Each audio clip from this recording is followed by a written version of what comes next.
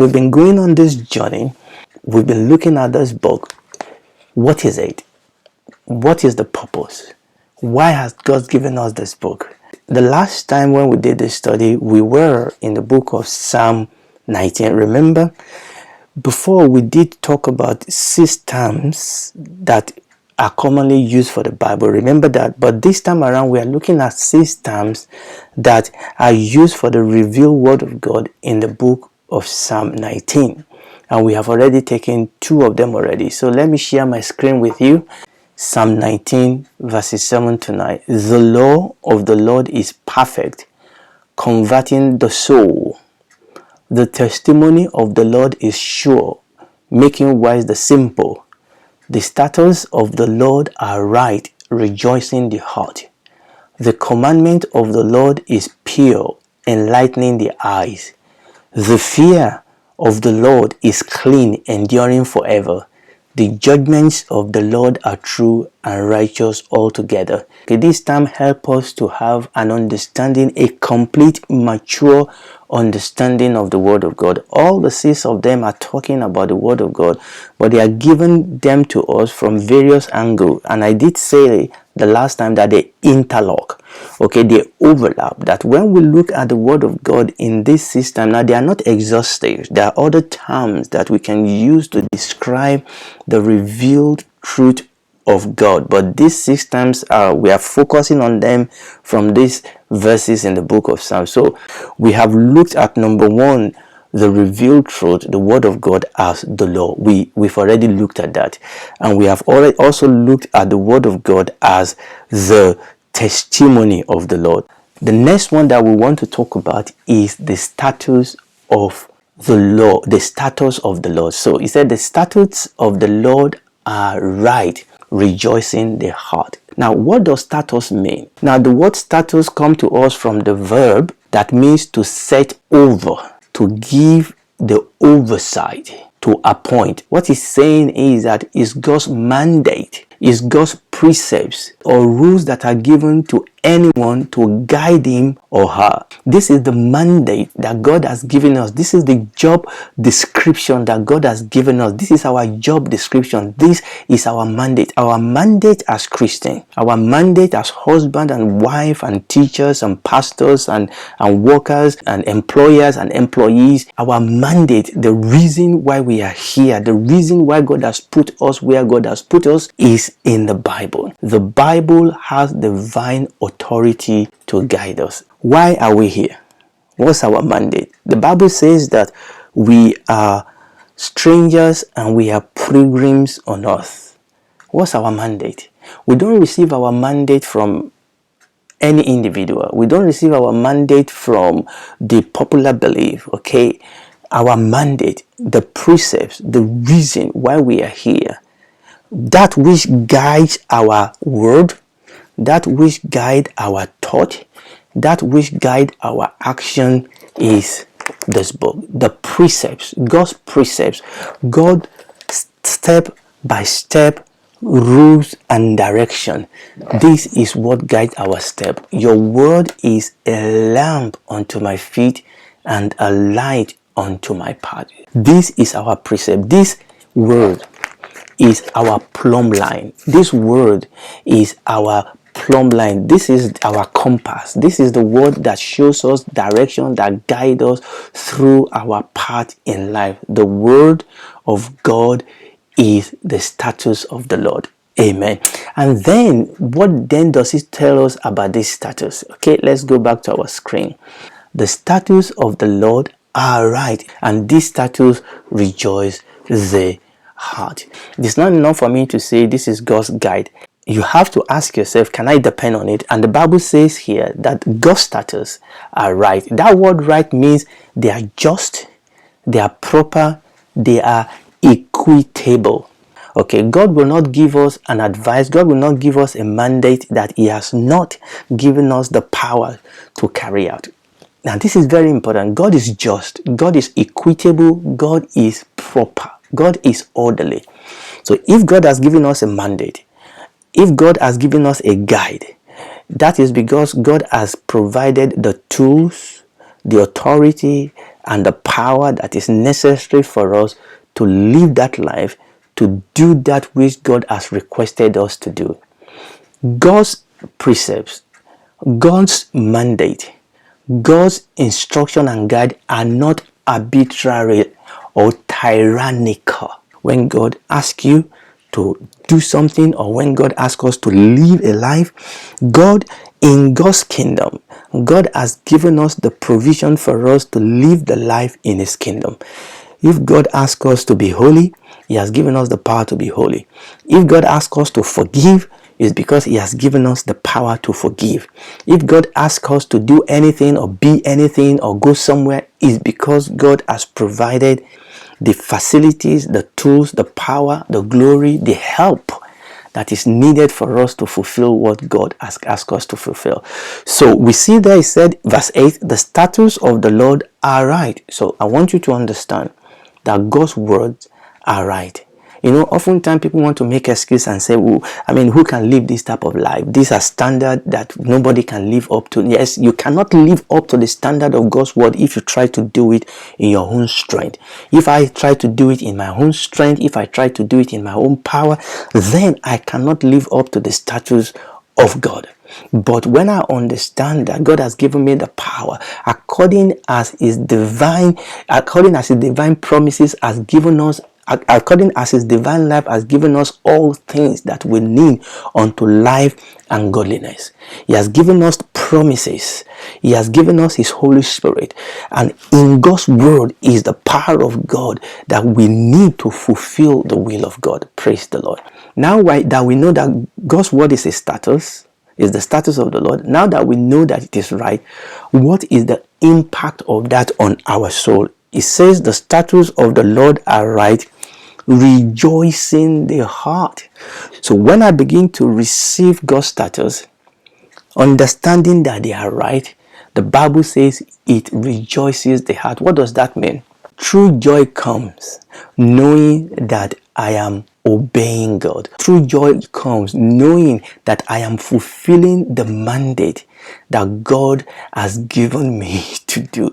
True joy, true rejoicing comes knowing that I am fulfilling the reason for which God has placed me on the earth. You see, the thing is that if you don't know the reason why God has put you here, if you don't know your mandate, or if you are trying to be like somebody else, do things like somebody else, talk like somebody else, live like somebody else, then you are not going to be joyful. You know, you are trying to be like somebody else, and once you are trying to be, do, talk, think like somebody else, you're never going to be like them because you are not them. But when you understand the reason why, the mandate God has given you, your family, your ministry, and you are fulfilling it, and then that is the source of joy. And the joy of the Lord is our strength. The status of the Lord is right and is the source of true happiness. You know, people are looking for happiness from money, from sex, from fame, and in drinking, smoking, and all this other thing. You will not find true happiness. I mean, you may think you have happiness from those things, but oftentimes they leave you empty. They leave you confused. In fact, sometimes they leave you in death and in various form of trouble. But when you live your life to fulfill the reason for which God has created you, it is the source of true happiness. The statutes of the Lord are right, rejoicing the heart. It makes the heart glad by the fact that they are equitable, they are just, and thus enhancing obedience. Okay, you know, there's a lot of trouble in our world today, particularly in America, but not just in America, all across the world.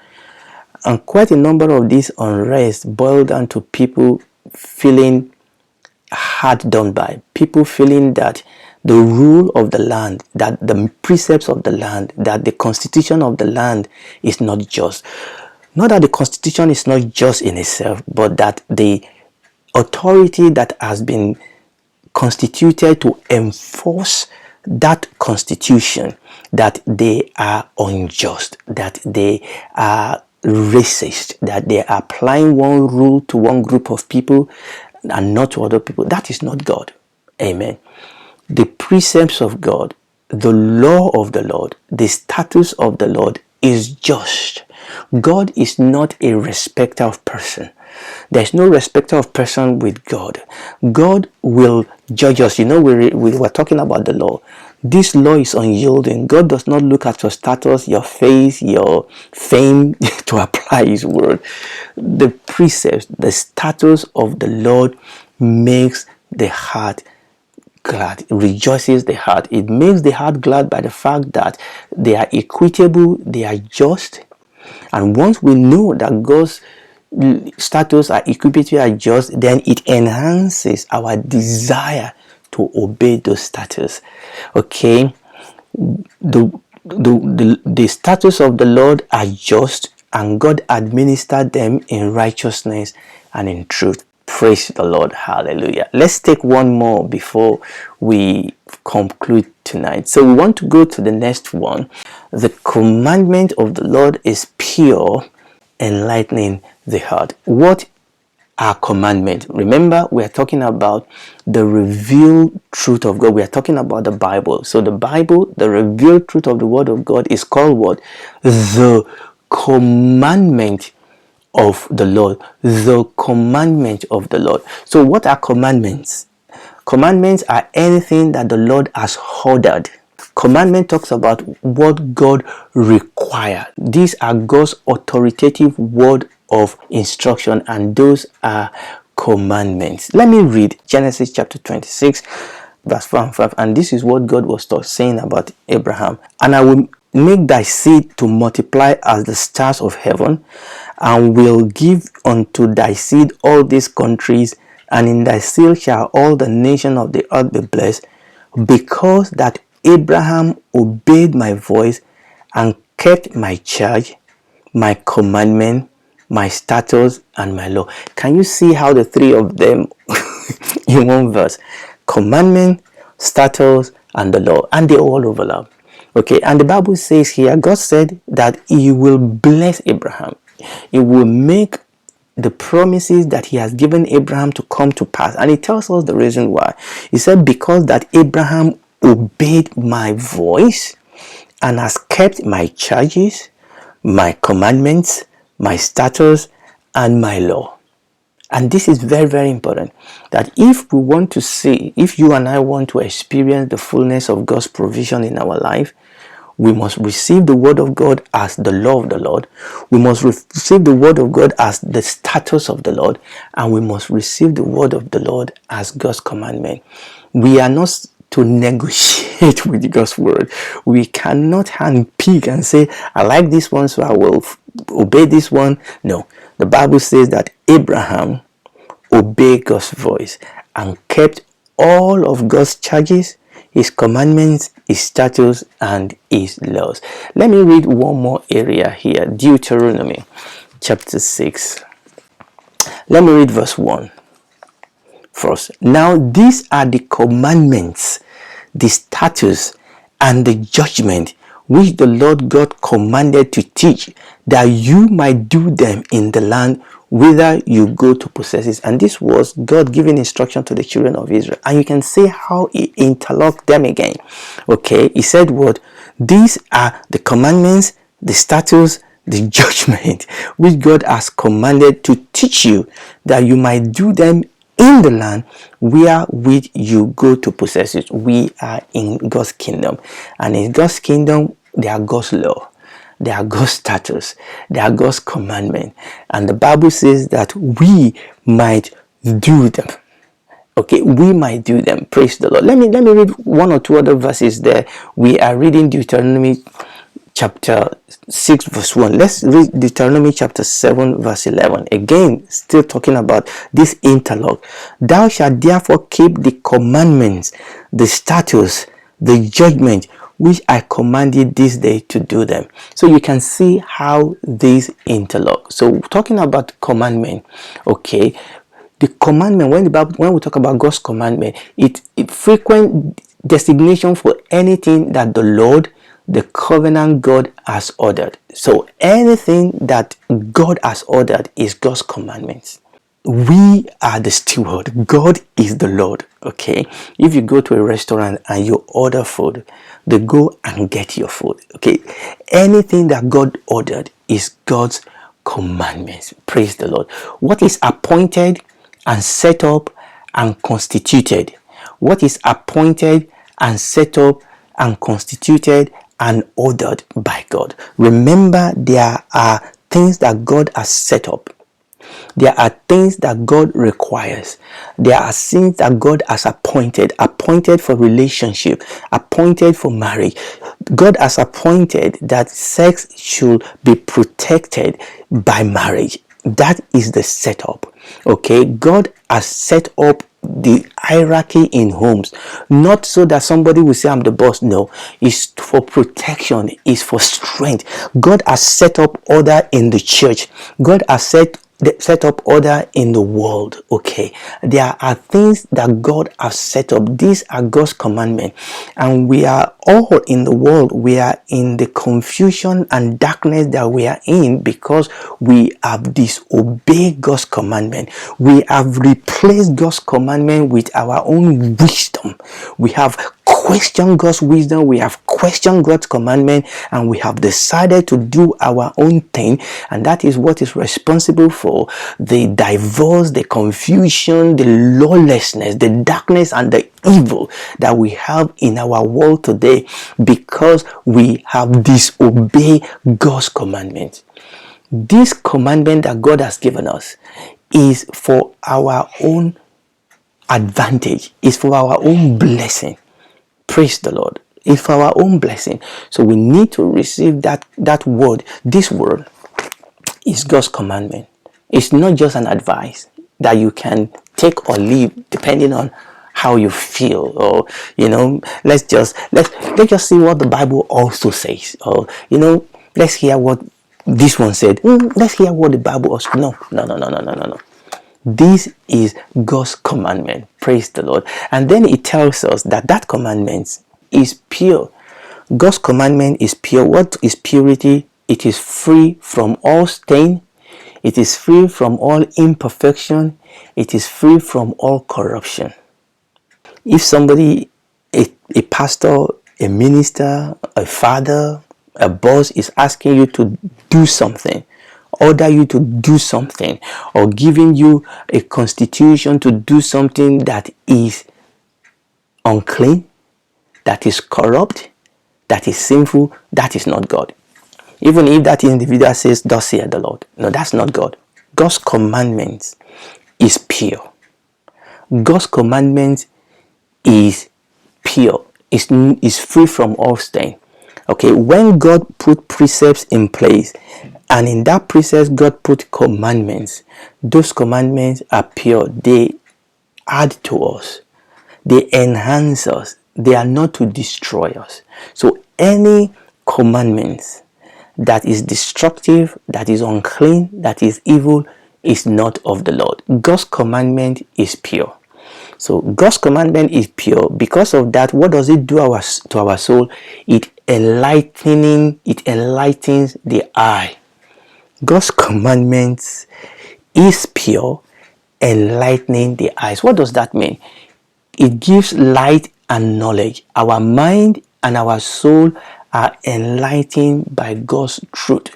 This commandment helps us to see what is right and proper, and to understand what we should do.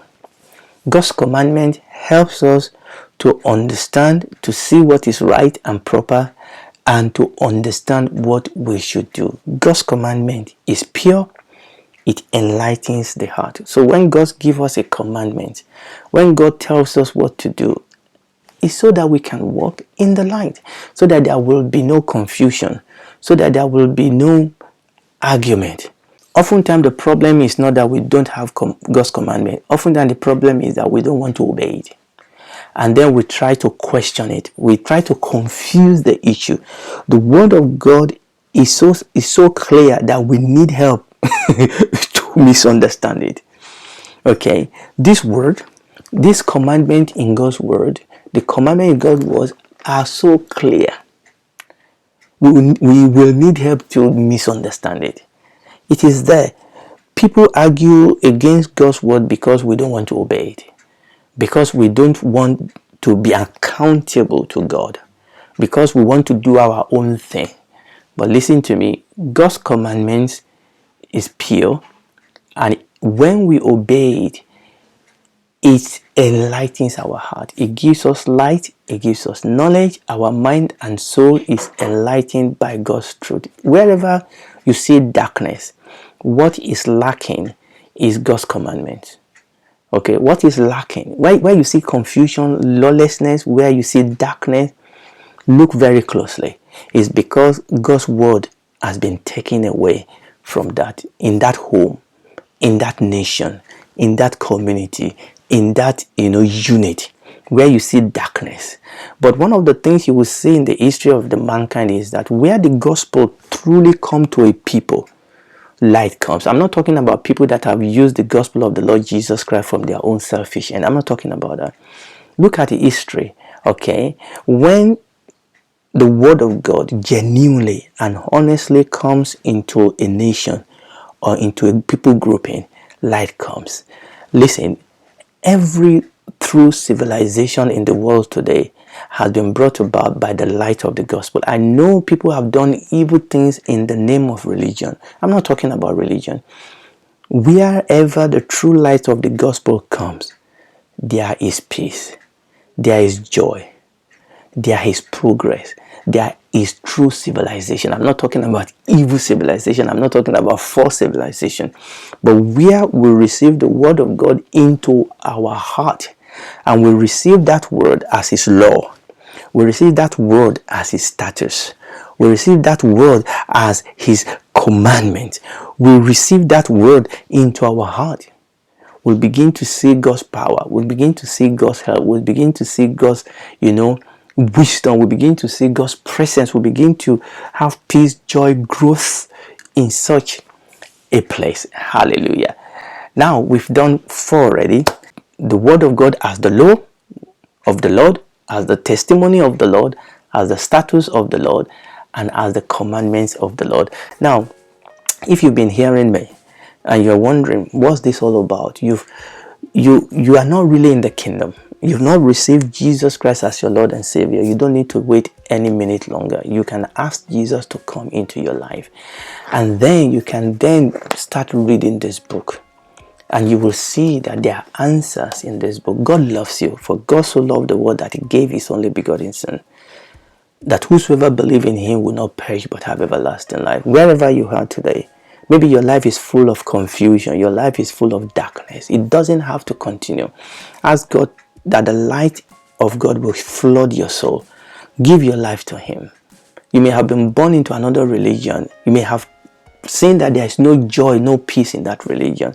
You are in a religion where you are trying to please God, where you are trying to earn God's, looking at, where you are trying to earn God's grace. You cannot. All our righteousness are like filthy rag. You cannot do it by yourself. God has made a way, and there is no other name given among men whereby we can be saved. You can ask Jesus to come into your life today, and he will do that. It will change you. It will come inside of you and take that heart of failure, that heart of darkness, and give you his own spirit. And then you can begin to grow as a son and a daughter of God. Praise the Lord.